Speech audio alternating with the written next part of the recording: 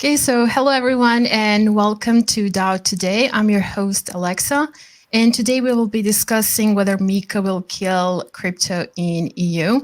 First, I would like to welcome my dear guests, Elisaveta, Jaguar, Francesco, and Ali. It's great to have you here. Would you please introduce yourselves and tell us what's your involvement in the industry? Jaguar, would you please start? Sure. Hi there. I'm Jaguar Egal. I'm a lawyer, a CPA, since 2015 in a fintech crypto NFT business. And since I incorporate companies around the globe, mainly in Europe, but not only, I take care of the licensing, taxation, regulations, etc.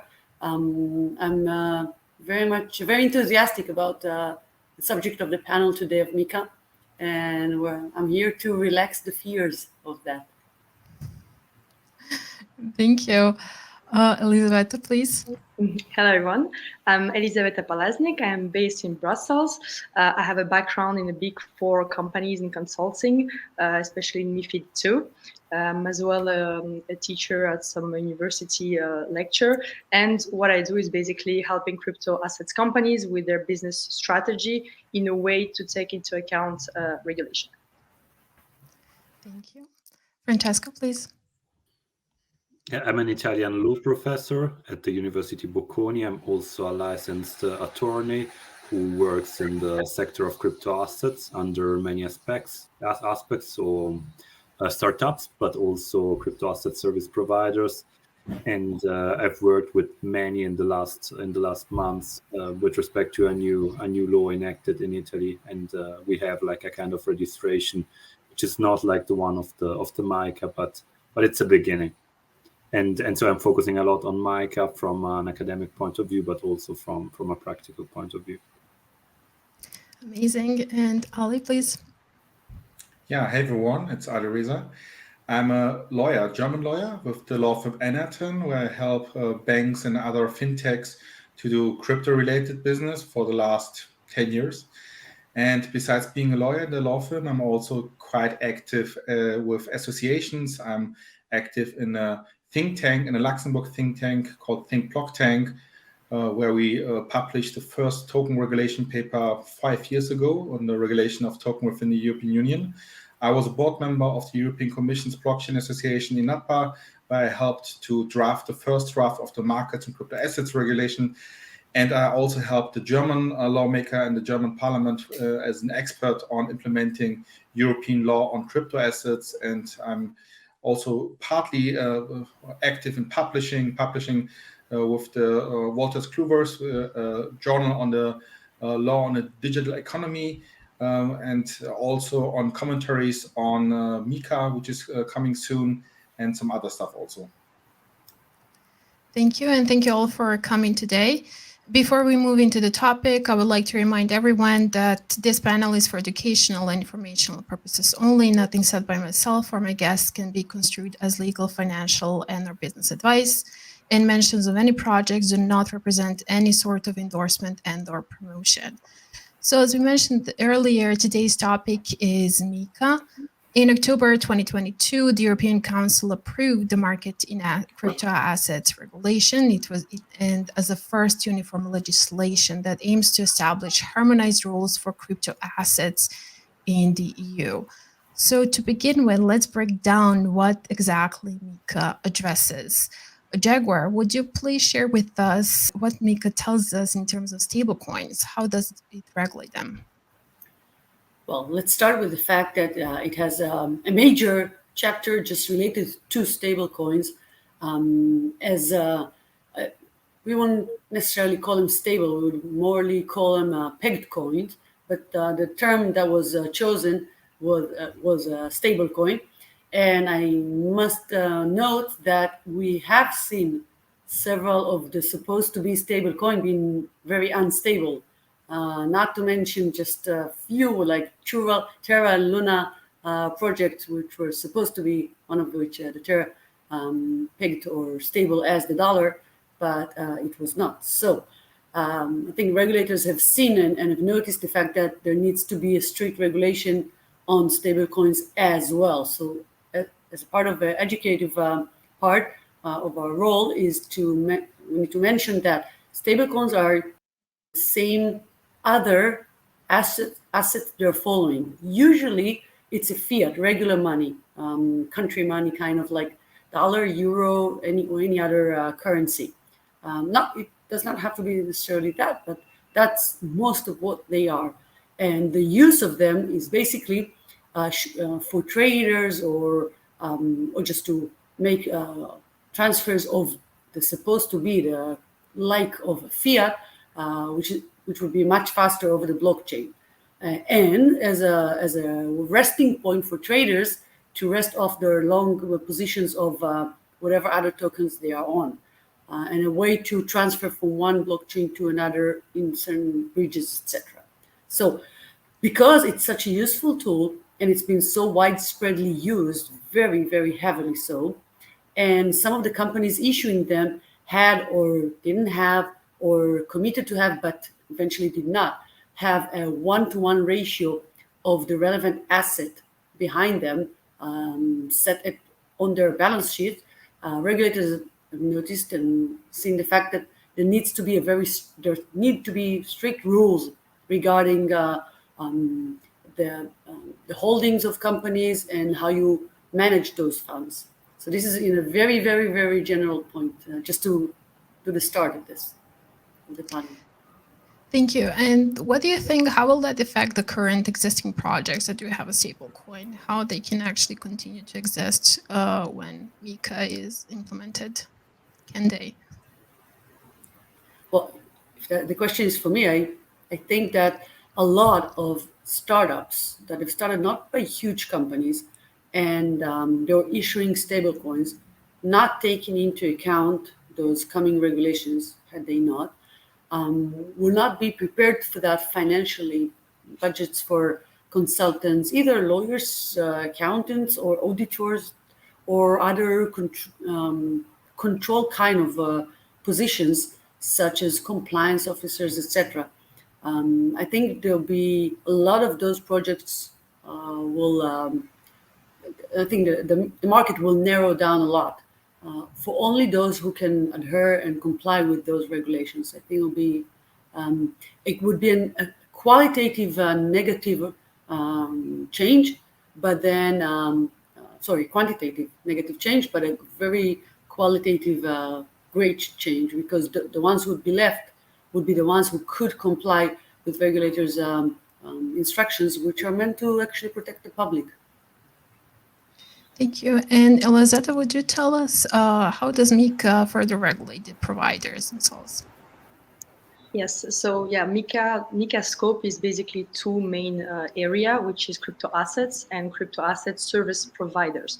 So if we take the definition, it's basically any entity whose occupation is the provision of some crypto asset services, which could be custody and administration, it could be placing of crypto assets, it could be an exchange, it could be an execution of any orders, a consulting firm about crypto assets company, crypto assets in general. So those, you have 10 different type of category that falls into the crypto services.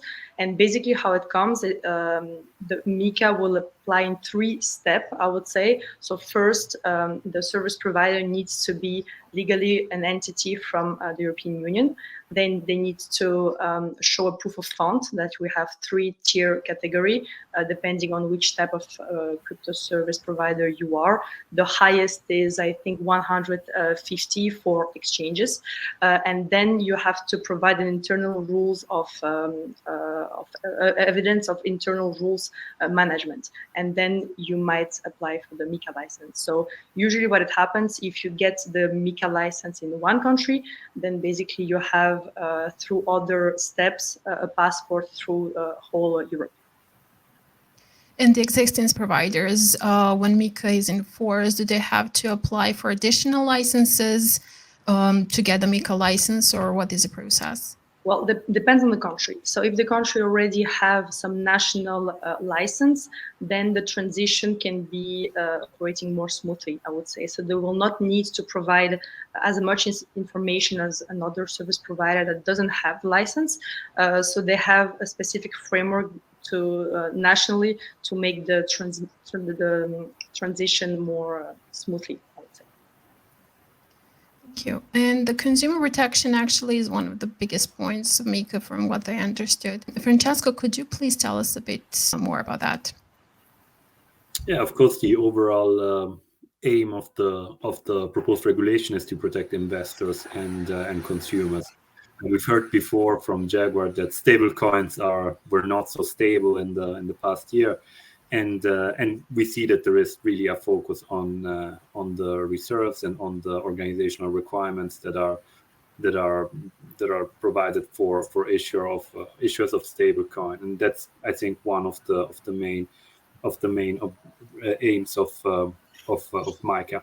At the same time, I would say that there are some typical indications that we find also in other EU regulations concerning consumers, and one of the most important aspects are uses of information. We find them all the time concerning white papers, concerning every type of crypto assets.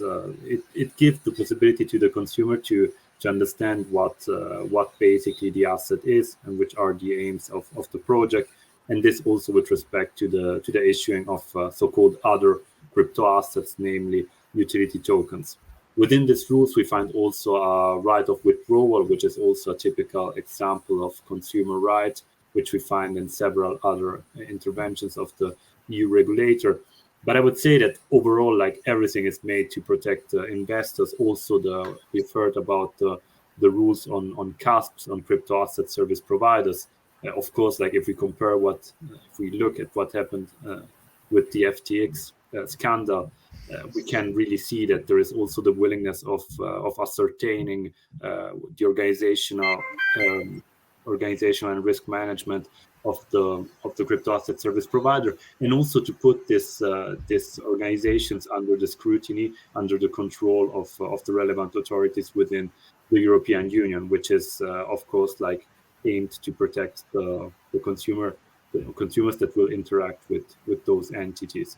And so I would say yes, it will bring a lot of protection to consumers, at least when the consumer deal with platforms, not let's say in the overall DeFi space, when the consumer interacts with its own wallet on a peer-to-peer basis, but when it has to do with platforms, because there are several requirements and controls that are put in place by the European legislator. Thank you. And MiCA addresses also another very important point, that is the market integrity. Ali, can you tell us a bit more about that? Yes, so MiCA is providing for the first time market integrity rules similar to the Market Abuse Directive and the Market Abuse Regulation, as we already know in the framework of MiFID. And this is something which was seen by the European Market Security Authority, ESMA, and also by the European Banking Authority during their papers which they published, which are called Advice on Crypto Assets, which was published already a long time ago, and where they have seen that specifically when it comes to crypto assets, we have lots of situations which we call pump and dump situations, where crypto assets, like during ICOs, are pumped in channels like in Telegram or some other social media communication groups, where people pretend that some new coin is very, very interesting, and they really pump that coin. And then as soon as people fall for that trick and they starting to acquire such coins, then suddenly the price dumps. And something like this is seen in crypto assets around the world heavily. And besides that, what we also see is insider trading. And this insider trading happens a lot also again in such social media groups where actually the opposite effect happens, where maybe some very interesting coin is issued or some activity is happening in the crypto industry, and certain people within a circle of trusted people are getting such information, and others in public are not getting such information. And this is something I think what MiCA is going to target. And for those who are familiar with the MAD and MAR rules within the MiFID, they should just look at that and they will understand where MiCA is going to. Yeah, so hopefully we are done with the to the moon campaigns and similar.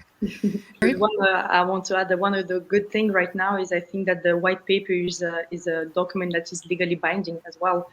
So before, everyone could do something, anything basically. And I think right now people will pay more attention of what are they putting inside of this document. So I think that's one of the main point that could lead to avoid certain case. And as well for the marketing communication, you can pursue someone for a misleading information, for example. So I think those 2 points are a major something an add-on to this current space. Even though the white paper in some projects were already, I would say, well done. However, I mean, they will not legally binding to it. They could say something, but not the outcome was not provided. Like we see right now, all the projects, all the NFT projects or ICOs done 6 months ago or 1 year who were promising a game, for example, we are still waiting for the game. So I think that's a major thing that people in the space need to also understand. Those white papers have become from a letter of intent to exactly prospectus, right? It was Definitely. just intent. That is great because it also, I mean, at least if you go with the assumption that the white paper translates the smart contract code, that is actually it's true to what it's supposed to be. And Francesco, you mentioned a very interesting thing around FTX. So how could MiCA prevent the FTX crash and the events that followed? Yeah, that's a good point. And like, of course, I think that if we would apply like all the requirements that apply to CASPs according to MiCA to an operator as FTX, like I think that the response, it was also discussed within the European Parliament, would it such a thing happen in the European Union? I would say no. Then like there are also people that argue, but FTX is not in the European Union; it's in Bahamas, and so would it be possible for the EU authorities to, let's say, detect such a risk for European customers? And I think that if you look into the provisions, of course, we've already like indicated there are some organizational requirements, but there is also something more, because there is the indication that like there must be transparency also with respect to the actual control of the CASPs. And so if, for instance, the headquarters are in the Bahamas, in order to work with European customers, there must be transparency in the legislation of the controlling entity. It can be an entity, it can be a natural person, whoever, but like European law requires that there is transparency also with respect to the controlling entity. And so my feeling is, like, obviously something can go wrong and authorities can fail to control, and there can be some fraud also in indicating the organizational requirements. The management cannot perhaps be as promised, like of high level. But in the end, I think that in looking to what happened to FTX, it is better to have a framework, to have a very strict framework, rules which indicate exactly which are the requirements in order to perform such an activity, and also to give the power to the relevant authorities to control the entity. In this regard, I also want to remember one important aspect of MiCA, which is the distinction between normal CASPs and relevant CASPs. Like if the CASPs have more than 15 million customers in the EU, then there is a kind of special supervision of the European authority, and so not only the national authority where the CASP is located. And there are some information duties from the national authorities to the European authority that must basically control the activity of this relevant CASP. And so my feeling is that the most important exchanges, and obviously it would have been the case also for FTX, will be put under a special scrutiny by the European authorities. And there are not so many. Like if we look at the landscape of the exchanges, like we have some very big ones and others that are more, let's say, national exchanges. And therefore, I think that this interplay between national authorities and the European authorities can work very well. And in the end, it's not something which is new for the EU, because actually it's very similar to what already happens under the directive for credit institutions. And so it's like a kind of control which is already known at the European level. It works quite well, and I don't see reason why it should not work also for crypto asset service providers. May I wear my CPA hat and add to that? Of course, please. I'd like to add and enforce Francesco's words on that, and mention that with FTX, basically, the balance sheets, the financial statements in general, were run in a very, let's say, free and creative way. We have very basic rules of principles of conservatism in each accounting, in each national accounting. It doesn't matter if it's the US, the European one, the Israeli one, or whichever. And the point is being conservative, not just as a moral, but being conservative in the sense that you're cautious with a re-evaluation of your assets or your inventory. And FTX, for one of the issues that they've had, if not out of probably many, their inventory, their balance sheet, their assets were reevaluated on a mark-to-market system, which meant that they were upgraded in value or raised in value per their market value, but not necessarily decreased in their value as they should have. And the point is that the conservative rule says you put your assets at a cost or value, the lowest of which, not the highest of which, or not the best for you that you'd like. And had that been that measure been taken, they would have looked differently. However, whatever more accurate they would have looked, this was a private company, and private company does not have to expose its financial statements because it's not a publicly traded company. But then again, it was a so-called private company that was addressing huge market, and regulators of the Bahamas were the regulators in charge of it because it was incorporated there. But in so many other legal aspects, the relevant regulations that you need to comply with are the regulations of your target markets, not just where you incorporated, because then you'd go and get incorporated in a nowhere land where regulation is very easy and maybe non-existent. So point is that that kind of that large of a company, and maybe that could be a good lesson onwards, per certain size and above, or maybe addressing these private companies should be regarded and regulated as like they're publicly non-traded companies, thereby having to publish their financial statements, or at least a part of them, or at the essence of them. And had they published, those re-evaluations of their assets might have been criticized much sooner. And I'm here neglecting altogether to look at internal trading and interested parties transactions, etc., and many other issues that have happened there a lot. I'm just looking at the accounting rules and enforcement of regulation that could have avoided a lot of that. Not sure everything, but at least a lot of that. I had to jump in my CPA head. Thank you. I add two things. Please say. Yeah. Yes, I would like to add two things to this FTX situation is the current situation, the current framework we are in, and if also MiCA would have been in place in the future.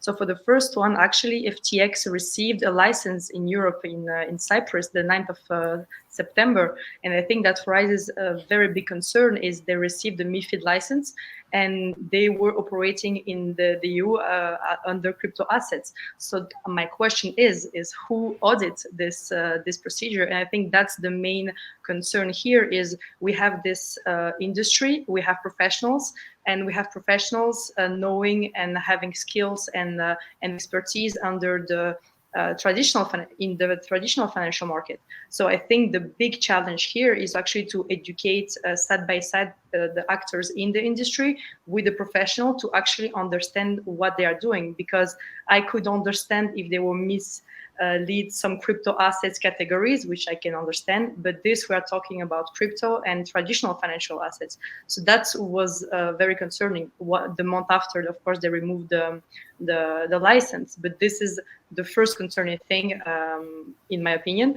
And the second, under MiCA, I think one of the main point here, I mean, for me, it would not have happened because of the growth FTX saw wouldn't happen under MiCA, because you have different provision that avoid those type of things.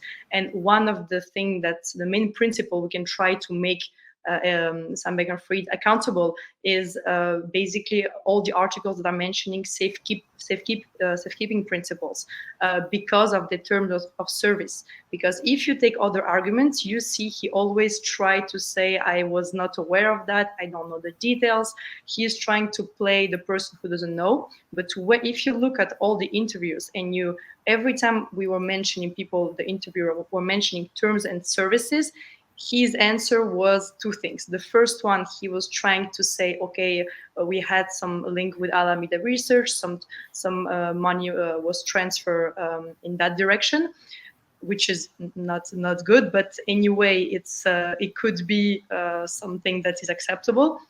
But then when the person say, okay, but in the terms of services, you have this there's provision that say that all your funds will remain yours and will not be borrowed. We will not loan them out, and they were accepting those terms of service. And what he replies to that is, oh, but we have other terms of services that are mentioning more the borrow lending facility for the margin position.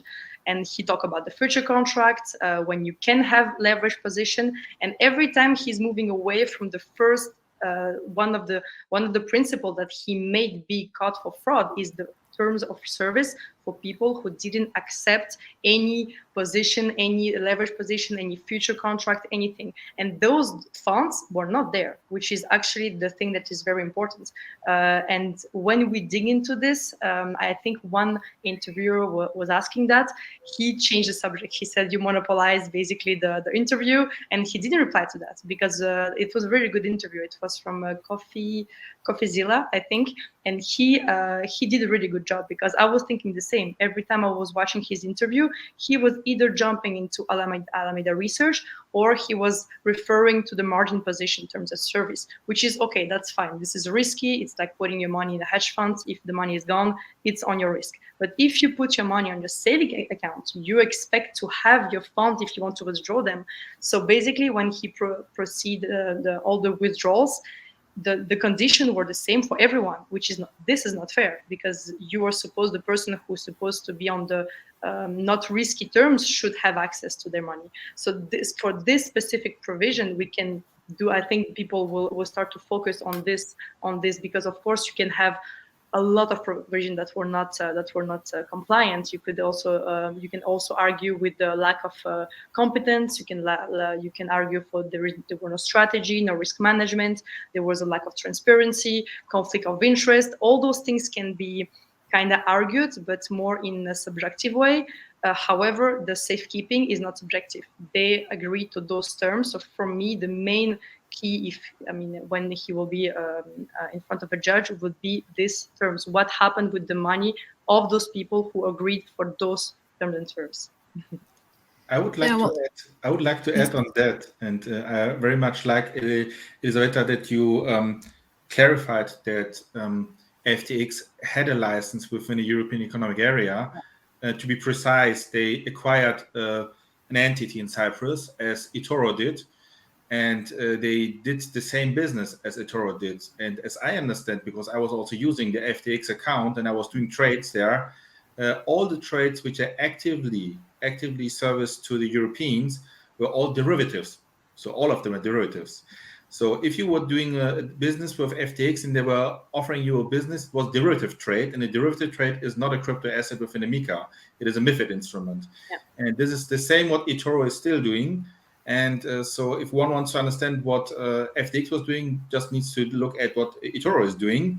But I agree with you that if there was a spot position, then this spot position was not allowed to be risked by FTX US, because FTX US was doing such spot tradings. FTX EU was not doing spot, and this was not allowed. But to be precise and to explain it precisely, MiCA could not have done anything to help the Europeans, because the Europeans were anyway doing derivative business, and this is already covered by MiFID. And the MiFID rules, they are already in place, and they are not just in place for Cyprus, they're in place for the entire European Economic Area, where the Cyprus entity had passported its license to. That's why I would say, with respect to the Europeans, MiCA would not help. And with respect to the US, FTX US, MiCA would not help neither, because FTX US is outside of European Economic Area. And therefore, I hope that I don't disappoint the listeners.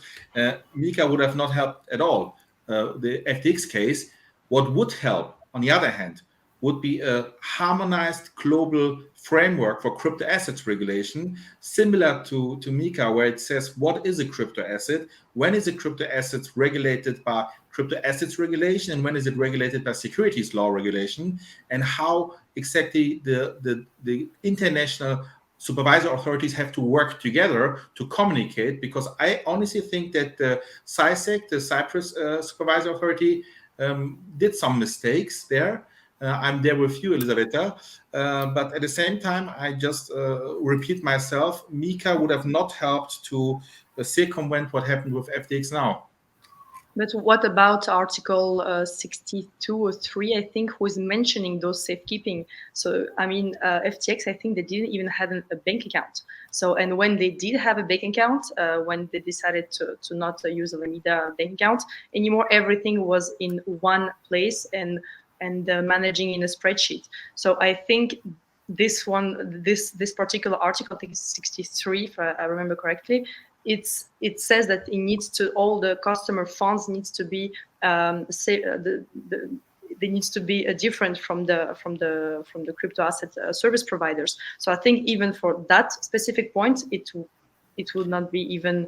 That's why I say FTX will not grow that fast, I would say, because of this specific way of managing the balance sheet, the way of handling funds.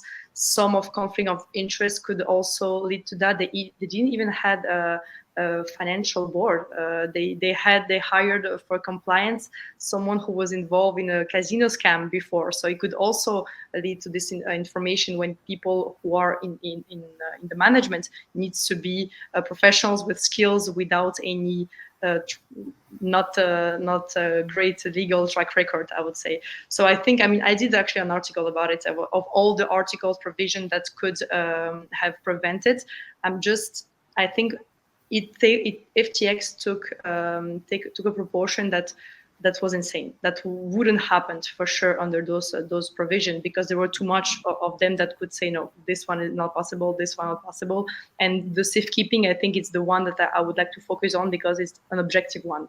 And you could also argue with the insufficient of reserves as well. I think articles 54, lack of transparency, and you can go on of the risk management when you see interviews of a CEO of Alameda Research saying that basically they do their risk management there is no risk management. They just do an elementary math and their strategy is basically to invest in the trendy thing of the day. So a lot of things actually, I think if all the interviews were really will be shown, I think it's insane what happens, because when you hear them talk, it's all the provisions you can put them against them. So I think there's a lot of things here that but I think when you play the person who don't know, you cannot hold any charge against you if you play basically the person who didn't know better. And that's what he's trying to do. He's all the time, as a CEO, I'm super surprised and shocked saying I don't have the details, I'm not sure about this event, I don't have the data right now, I think as a CEO, I think people at this point who are following this situation knows more about what happened than he does. So, and this is a problem. So, and of course he knows that he cannot do anything. So I think people will try now to dig into more objective things, which are the provision of the safekeeping and the terms of on the terms. Yeah, I'm absolutely with you, Elisabeth. I'm not contradicting what you say, and it is Article 63 because I have it in front of me. However, as I said, the European entity of FTX was not doing crypto asset trading. They were doing derivative trading. There was no spot trading. And even the insolvency administrator of the US group said that the structuring and the organization within the FTX European group is fine. And I know the people who are head of legal and head of compliance for FTX Europe. That can confirm to you there were no Gibraltar or somewhere casino managers working there. I'm trying to be really as objective as possible because I know all of those people, and I can tell you that for the European entity, for the European entities, the MiCA will not help because they will not doing crypto assets services as defined by the MiCA. Okay, thank you for clarifying. Yeah, I hope so too. Maybe later on we'll find out something. I don't know, but yeah, I hope so. Yeah, but I think that apart from FTX Europe, the question was more broadly related to the fact that to the crypto exchange as such. So it was not so much FTX Europe. The question is, can a crypto exchange operate in this way? And the answer is probably not. And the comparison was predominantly made by the people that tried to make it with respect to the American framework. And I think that this requirements in place should help. And so I agree with Elisabetta. But at the same time, I strongly agree also with what we've heard with respect to Cyprus. I think that FTX shows also, because like it's very easy now, we hear a lot of people that blame like the US and also the SEC. I think, I mean, they're right in saying it. There are also some Congress members that basically asked for more supervision. They said you were not controlling anything. On the other side, the Europeans say we have MiCA, we will have MiCA, and so we will not have problems. But at the same time, what happened with FTX shows that basically there was also a very bad, let's say, control by the European countries. And of course, like there is the license in Cyprus. But for instance, in Italy, we have this mandatory registration for every provider that deals with crypto assets.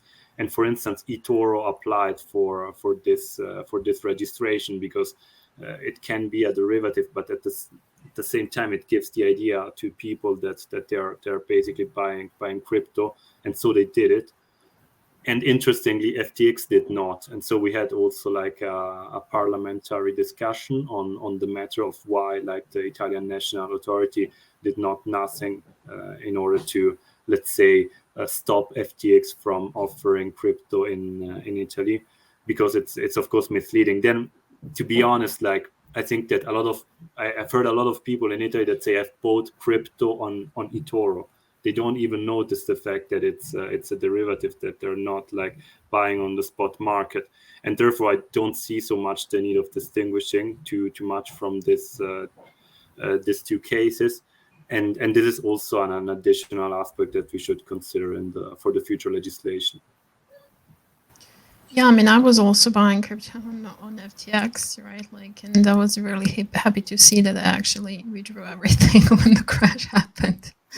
And yeah, I mean, it's interesting how everything is unfolding, and it's funny also how Sam and FTX are kind of like, removing themselves and distancing from Alameda. Yeah, I mean, I do not know game is probably the only card he can play, and unfortunately has some support of the local media and of some of the politicians for reasons known only to them, which I hope that we will also all learn in the future, and that there will also be people in important places that can affect how actually this will play out and how the FTX drama will end, and hopefully in at least some positive way for the users, and manage to recoup anything if possible. Since MiCA addresses like providers and it's highly focused on crypto assets, but we've been hearing a lot of stories about the wallets and how it will actually affect decentralized exchanges. Can you share a bit more? Well,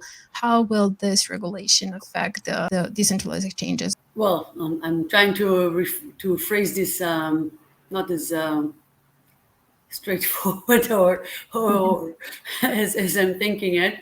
All right, let me say that. Well, Let's start with knowing what is DEXs, like decentralized exchanges. These are exchanges, to start with, a place or protocol. Was it in the old days of before crypto, it was a company or in a platform belonging to a company. But on a blockchain, it is a platform, could be owned by several people, could be only addressed by several people. Ownership is a thing to rethink in a crypto world. But it's a protocol using which you can exchange currencies, Yeah. either belong to or are addressed by or controlled by or accessed by many participants, which, as the name says, are decentralized, meaning that each and every one of them, and I'm not referring to necessarily people, each and every one of them, I mean addresses, digital addresses, because not necessarily that each address belongs to just one legal entity as a person or a company. So those addresses, digital addresses, can come and go, join and part, and be a part of those participants, and then leave that in certain times and conditions. And by the definition of being decentralized, it means that there is no one, basically, conceptually, being the only one responsible. So there's no specific group that is owing compliance to regulations. And we should even decide which regulations, which countries' regulation, which target markets regulations. But generally speaking, how can one regulate an organization that is decentralized, which means there's no one taking specific responsibility, or necessarily regulators will not know how to regulate those. If we require the lack or the cancellation of anonymity, so that we know who is behind each DEX, then I'm not sure it would be as decentralized. Then it becomes, in many ways centralized, because we will be able to recognize who are the ones, the addresses, the people, the legal entities actually making the decisions. And if there's is actually making the decisions, therefore, again, it is centralized. And then we find legal entities, people, whom we could hold accountable for regulation. But that's not happening in DEXs, in decentralized exchanges. So I think there's a conceptual contradiction between decentralization and the ability to regulate. So MiCA, is let's say a federation of regulations altogether, which actually adheres to specific activities, casps, I would say, or crypto asset service providers, and relates to specific crypto assets. But it regulates legal entities such as people or companies. And I think these two concepts could not work together, and therefore I'm not sure what regulators will do regarding DEXs, in my opinion, but I don't see much of a legal future to co-live with a regulated world. This is pretty blunt, I'm sorry. Oh, but some of the biggest decentralized exchange in the space, they actually do have legal entities. So some of them actually have few registered and incorporated in different countries. So, I mean, they still will need, in a way, to provide, since they're known to exist, and the entities are known, and they do have the legal standing. Can MiCA affect them in any way? Yes, but then they're not, well, they're saying that they're decentralized, but once you have an entity, such as in France or in Wyoming or in Switzerland, when you have a legal entity, and you have people registering that, owning the shares or being the representative, then it's not decentralized as it says it is, in my opinion. And then those entities, those legal entities, will have to comply with MiCA regulations. And as I mentioned in the beginning of our conversation, I think a lot of them that would not be able to comply with, or that would be too small to bear the cost of compliance, would close, or maybe lose their representatives and go back to the shadows of being totally ones who'd be left would have to be, unfortunately, the bigger ones, so that they'll be able to comply. Thank you. And Francesco, I would like to hear your take on this. Yes, of course, it's a big problem, and it affects the issue of scope of application of MiCA. And I think that here, and I agree with Jaguar, the willingness of the European Commission is not to regulate DeFi. And we find like a big trace in the recital 12A of MiCA, where it is stated that for service providers that are fully decentralized, and we have to see what it means, like the regulation does not apply. And so that's basically the indication that there isn't the political will for now of regulating decentralized organization. It will come probably in the future. And I have to say that I like very much the approach. Like during the phase in which MiCA was created, there were some amendments. And at some point, there was also a definition of DAOs, like the DAOs as issuers of tokens. This was eliminated from the latest draft. And so I think that it is a kind of consolidation of the idea that fully decentralized organization should remain excluded from MiCA.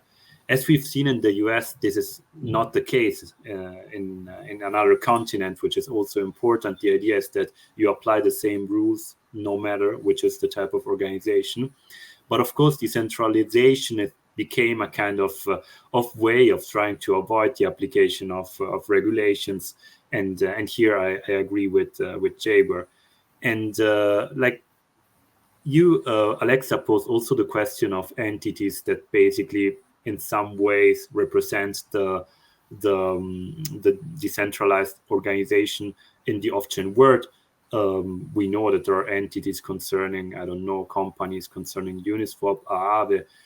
But here I think we should distinguish the aspect of governance and the aspect of, let's say, being a service provider for the protocol. These entities do not control the protocol, or at least they basically do not want to indicate that they control the protocol. The protocol is controlled through the token holders. And so there is like the idea that there are some people randomly all around the world that can also be entities that hold the tokens and that take the decisions for the development of the protocol, which is done with smart contracts built on a public blockchain. And so this should be enough to escape from regulatory oversight. And I think that this can be given for granted in Europe. Only issue will be to understand exactly what is meant by fully decentralized, because of course the fact that they use fully indicates that there is the willingness of creating this, let's say, open space in which rules do not apply, but it must be truly decentralized, and so not like 5 people that basically implement the protocol but that control the protocol. This should be perhaps not be seen as enough. And so I think that one of our goals is also understanding what exactly fully decentralized means in order to indicate which is the scope of MiCA. But the fact that there is this proof is a good element for innovation, in my opinion. Yeah, I mean, but the full decentralization is I think like really a big word and a complicated thing to achieve. And the fact is that there are projects that do operate in a decentralized manner. However, they opted out to incorporate an entity that represents the project with the purpose to mitigate limited liabilities of those involved. And the question is whether MiCA will see that as an act of centralization or as an act of protection. And I assume that's something that will also be very important to distinguish. So I take it briefly, and then I leave, of course, the word to the others. Like, I think that, as I've said, this is more, let's say, my inclination. We can compare here the regulatory approaches from the US and the EU. My feeling is that in the EU, they are not like targeting particular persons or projects. They want to implement a framework which really is there to help investors. And in fact, they are going against like the big players in the market, which are the stablecoins issuers and the CASPs, which are, of course, like more structured. The majority of customers deal with these crypto assets providers. And like, to be honest, we don't have so much case law concerning DeFi. We have something, for instance, I know very well Italy, we have a case, but like we are talking about initial coin offerings, something like this, or not blue chips, DeFi projects. My feeling is that in many European countries, like, DeFi is seen as something which does not really fall within the scope of the existing rules. It's something which is made on chain in a way which is not directly controlled by any entity. And so I think that given the inclination that we had also in European countries right now without having MiCA, I think that for this type of organizations, the next years will be not so problematic, in my opinion, also because there will be the implementation of MiCA, a lot of new controls mechanism, perhaps a lot of case law concerning the rules of MiCA. And then at some point, I think that everything will be regulated. So I imagine a phase of 4 or 5 years in which basically DeFi will remain untouched, but it will remain a kind of niche in which people can build and try new things. But at the end, they will be also regulated, in my opinion.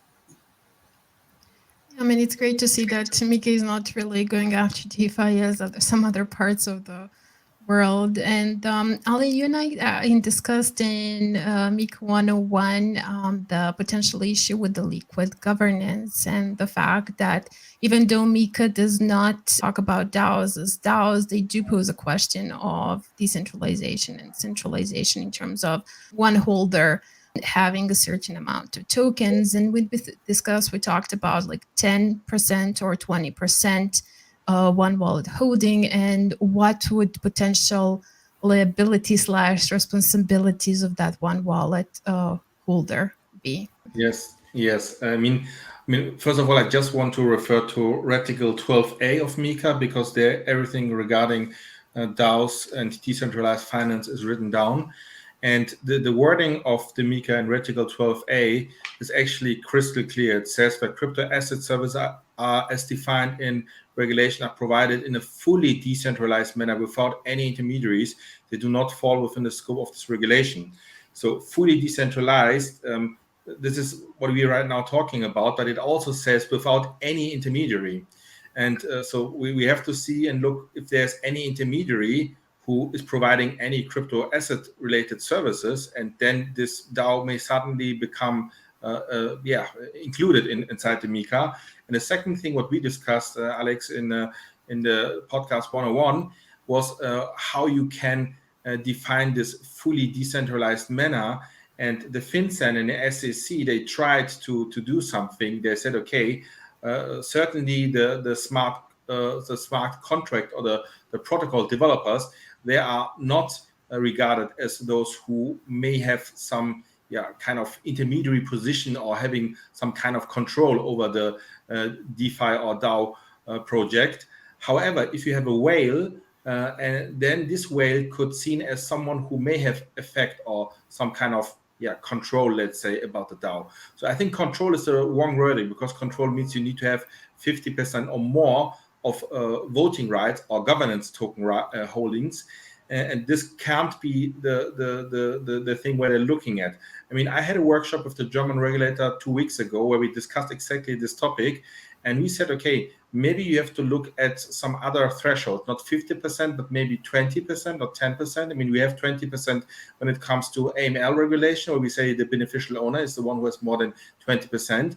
And when we look at regulated institutions, when we do some so-called shareholder control procedure, we look at those who have more than 10% voting or capital rights or capital interest in the company. And this 10% could be something which will be written down in the so-called MiCA 2.0, because in the MiCA 2.0, we will have something on DAOs and DeFi most likely, but this will be 2025, I think. But the last sentence of Reticle 12A says that even there where you have no intermediary and it is fully decentralized, even then crypto asset service providers who provide services to those crypto assets which come from a DAO, which come from a DeFi, they will be covered by MiCA. In other words, where you have an exchange which is listing a token from a DeFi or from a DAO, this exchange has to make sure, first of all, is there a white paper? and there will be no white paper of a DeFi or DAO. And secondly, if you provide any other services, not like an exchange service, you do advisory services or other services, you cannot do it if you're not regulated, even if you have a token only coming from a DAO. And I think this is something very important we have to look at. Thank you. And well, what would you say? How will MiCA impact EU businesses in terms of like collaborating with businesses outside of EU? Because in many countries we don't have any regulations. We do not have any requirements that MiCA does. So, what is is the future bright or not so bright for those relationships? Jagger, what do you think? Well, I have an opinion about that. I think I expressed it in a previous panel Ali and I were participating in. And remember, in the old days, when everybody was talking about, oh my God, coming the GDPR, about privacy. It's a pan-European regulations regarding privacy. And European companies were, well, naturally had to comply with as part of all European countries.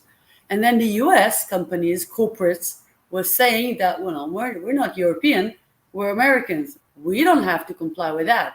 And I think it was just today or yesterday that Facebook was fined at a $246 million fine for not working on privacy by design. Sounds like Chinese to us. I would just summarize and say that all other countries' companies, which have, I'd say, which have, I forgot the word for that, but which didn't mind about the GDPR, eventually, if they were targeting European markets, had to comply with them. And once we had all of that regarding privacy, and it's been old news as of now, we're, step by step in the next several years, will, I think, have a very similar, up to almost identical point of view by enforcement regarding crypto assets. And I think, therefore, if we're seeing California with the CCCP, its own regulations, kind of like copying or taking a lot from GDPR regulations regarding privacy, I think same will go in the United States, and they'll adopt very similar criteria and very similar instructions. And I think this would be a good model for the rest of the continents. Yeah, well, if they take MiCA as an example, and rather than going like on a witch hunt, definitely could help the environment. And Elizabeth, what do you think? Yes, I think actually it's a very interesting question, because the very popular question I received this past couple of weeks is, for example, if a crypto service provider from Switzerland have a client from France, for example. So we need to know that MiCA is targeting service providers and crypto assets who are marketing within the European Union. But what does it mean? So do they need a license? Well, it depends. So I think it's like under MiCA, under MiFID regulation, it's depending if the prospective clients approach the crypto assets investment fund or manager or whatever on its own exclusive initiative. So this is the concept of a reverse solicitation. So it means if a client approach without any marketing, without any other way, the service provider, they don't need a license, but they really need to be careful, because what the do's and don'ts. So here, for example, we can say that if a CASP sends email to EU customer, this is a red flag, definitely. If they have a website in a specific EU language and they are not from the Europe geographically, this is not good either. If they market, if they do Facebook ads, for example, or any type of ads in a specific EU country, this is not good either. If they target any specific EU country, this is not good. So basically, what do they do if something like that happens? If a French resident is a client from a Swiss crypto fund, the Swiss crypto fund needs to basically keep any written evidence that this customer came by their own initiative, and usually as an email, they will need to have an evidence in a written form. So I think it will I know from the last hearing last week on November 30 at the Parliament, they were saying it will be something that will be work within the implementation phase, and that they have a big challenge here, and they will particularly look into this because they see a lot of loopholes. Of course, a company from Switzerland or any other country who would like to, or from the UK, who would like to still be having a e-resident customer without having the license. So this is one of the, since I talked a bit about the member of European Parliament, they were saying to me this is on the first list of priorities of questions, that's not to abuse this reverse solicitation concept. Thank you. And Francesco, what do you think? Yeah, so with respect to this last point, yes, it's a matter that will be seen, and this type of rule is not entirely new because we have it also in MiFID 2, and so it's not so incredibly new. I think that the big players will that want to offer to European customers, which means also doing marketing in the European Union, they will have to comply with the new regulation. And my feeling, going back to the overall question, like, will this regulation impact on the industry? I think that with respect to clasps, it will impact a lot. And I tend to agree with Jaguar. I think that it will be a kind of model that will influence a bit also other areas of the world, a bit as it happened with the GDPR, because it's something which is strict, but which in the end makes sense because it's there to protect customers, and so I think that it will influence in a way or the other also other parts of the world, and that of course, like all the most important crypto asset service provider will need to comply with it. I think that another area that will impact is the one on stable coins with respect to the main issuers, because of course if they want to continue to work with the European Union, they will have also, as a matter of reputation, implement these requirements that are set by MiCA, and so this will be another area.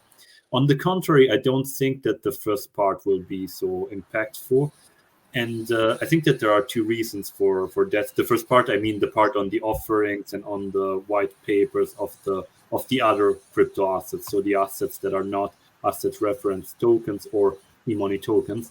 And first of all, because MiCA does not solve the problem of clearly distinguishing between tokens that are securities and tokens that are not securities. And this will give rise to uncertainties. Of course, it is beautiful to have a regulation for utility tokens that is, let's say, not so strict as the one for prospective. It is possible to write a white paper to communicate it to the relevant authority, but you don't need an authorization to make an offering, and that's very nice. There are also other exemptions which are interesting, but in the end it's not clear like which is the extent of this regulation, the scope of this regulation, because we know that a lot of tokens have a component which is financial in nature. There is an expectation of profits, and so I think that we will need to wait until like there will be more guidance as to the distinction between what a token that falls under MiCA is and what a token that falls under MiFID is. And said this, another issue, I mean, it's something which we see also right now. Normally, the token issuance is made from jurisdictions that are unregulated in order to point directly to the secondary market or to exchanges which are not strictly regulated. And so I think that this will be something that will remain for a while, and so I think that the first part will be the less impactful of MiCA, but of course we will see how it will turn out. Thank you. And Oli, what do you think?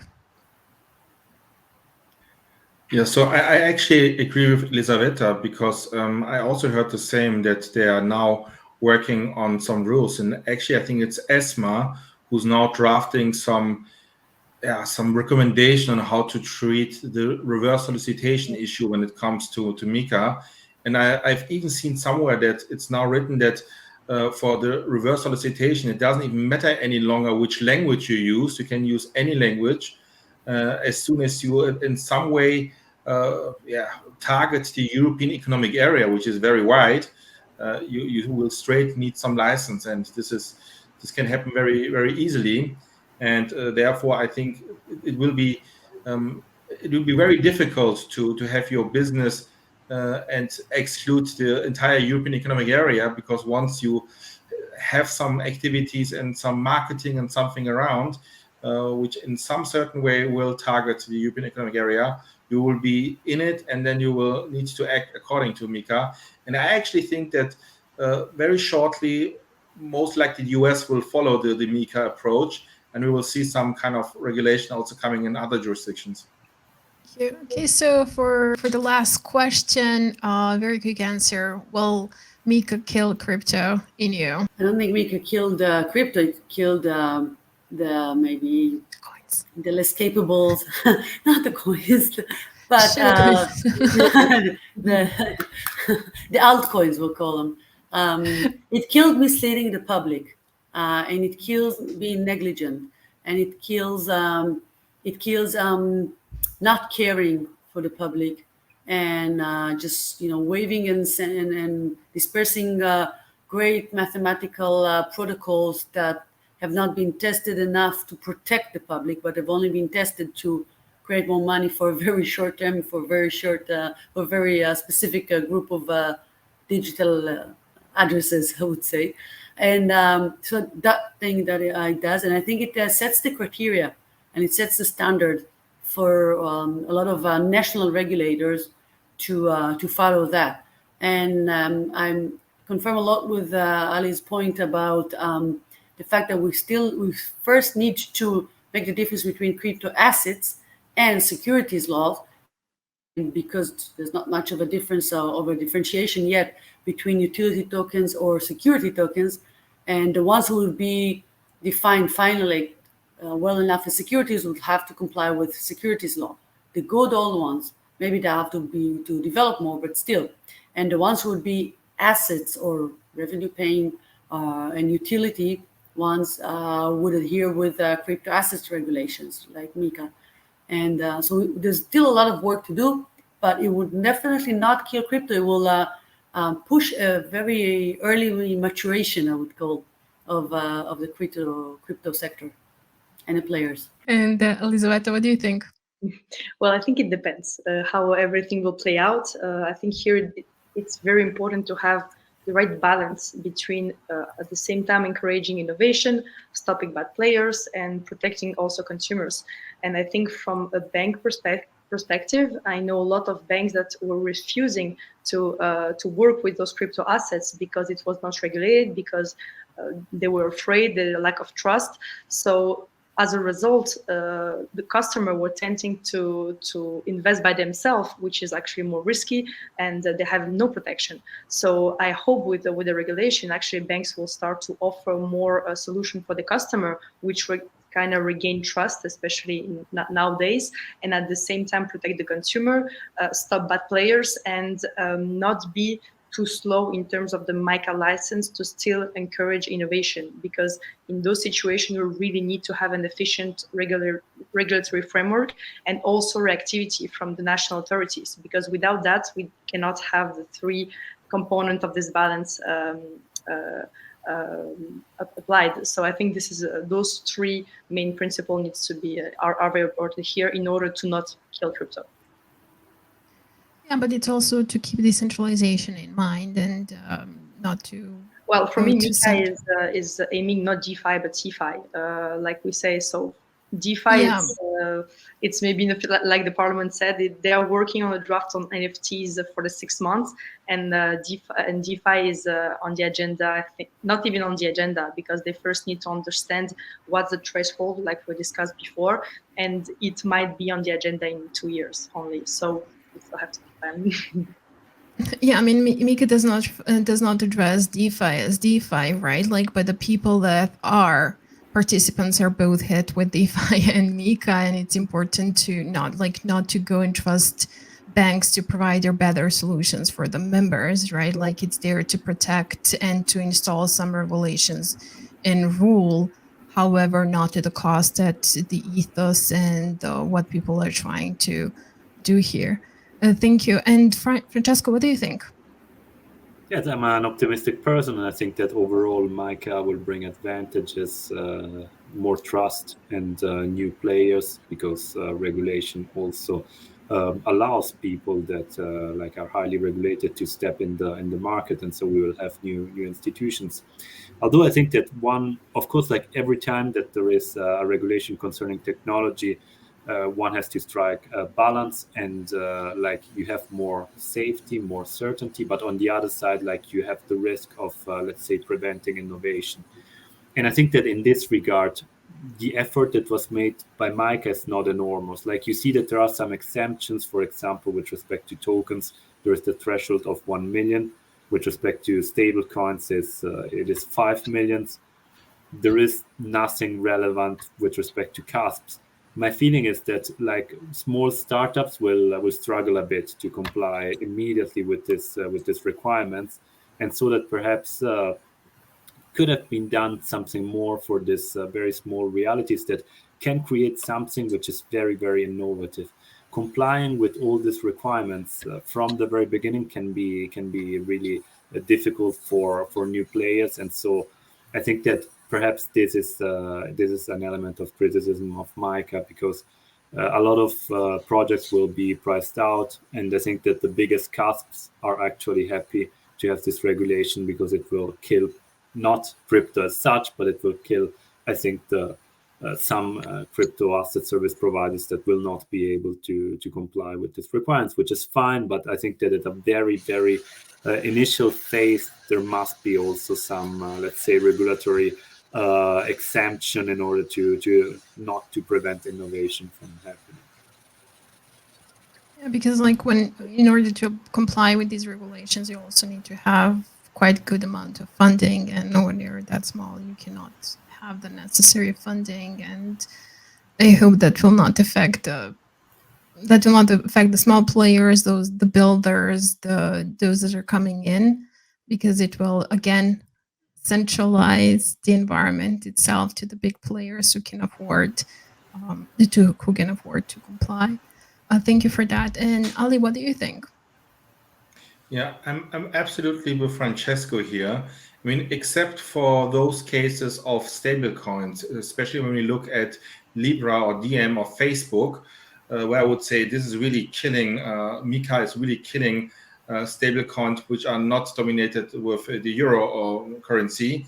For them, it will be really difficult to have a stablecoin issued within the European Economic Area. But except for those category, I would say that MiCA is going to be a big push for the crypto market. We can just look at the German crypto market, where in the beginning of 2020, when the German regulator and the German lawmaker brought in the regulation of crypto custody service providers and crypto assets, everyone was saying that, oh, it's the end for the German crypto market, but it was actually the opposite. We saw big players such as Coinbase, eToro, Binance, and many more trying to get the license in Germany, because this is where you can see where you really have a separation of the good crypto players and those who just try to do some quick money. And I would say MiCA is going to be a very good push for the crypto economy in total. Because thanks to the fact that I won one presidential case against the banks, and the court ordered banks to receive crypto-originated fiat funds. And Elizaveta mentioned, rightfully so, that a lot of the banks, or most of them, or all of them, at least in Israel, were refusing to receive crypto-originated fiat. And because of that, and thanks to that, the central bank, at least of Israel, issued some orders to the banks. And just last week, all the major, biggest, largest 5 banks in Israel have taken out new crypto risk management related policies that were setting terms by which they will accept crypto originated fiat. So, Elizaveta, you're very right. Without regulations, banks would not agree to receive that, because it's not part of the risk management. But with it, and the more regulation that we have, we'll be able to get banked in the old world, in the old money of fiat. Yeah, I guess like the question is there whether we want to do that, right? Like I think it's definitely like how you personally see and believe and feel the industry and the ethos of the industry, and whether we want the banks as banks, the centralized platforms, to bridge and again to have the regulation that is empowering centralized platforms and enabling them again to take monopoly over one other thing. So I mean, definitely it's on one hand it can be like a really good thing, but the other hand can be quite limiting for the industry itself and how we are building here. And so I would like to thank everyone for coming on today. It was a real pleasure talking to you. Anyone who would like to get in touch with any of my guests would be able to see their social media links in the episode description. Thank you all. Thank you for having us. Thank Thank you, you very Aleksa. much for having us. Bye. Bye-bye.